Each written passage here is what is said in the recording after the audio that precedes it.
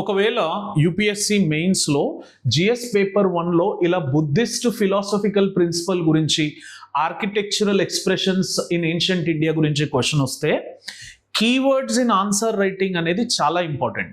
So మీరు make sure that examiner check చేసేది కీవర్డ్సే కాబట్టి ఎవ్రీ క్వశ్చన్కి ఏ కీవర్డ్స్ ఉండాలనేది మనం ముందే రాసి పెట్టుకొని ఉండాలి.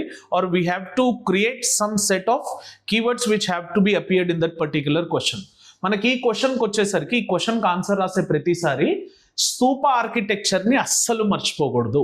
స్తూప ఆర్కిటెక్చర్ మర్చిపోయి మిగతా మీరు ఏం రాసినా కూడా examiner will not evaluate effectively.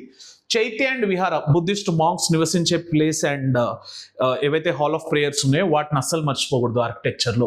అనికానిక్ symbolism అనే కీవర్డ్ హిస్టరీలో వస్తుంది, అది అస్సలు మర్చిపోకూడదు. Gandhar and Mathura school of arts ఎలా డెవలప్ అయినాయి బుద్ధిస్ట్ ట్రెండ్స్తోని అనేది అస్సలు మర్చిపోకూడదు.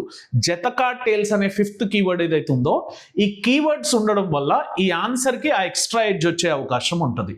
Thank you.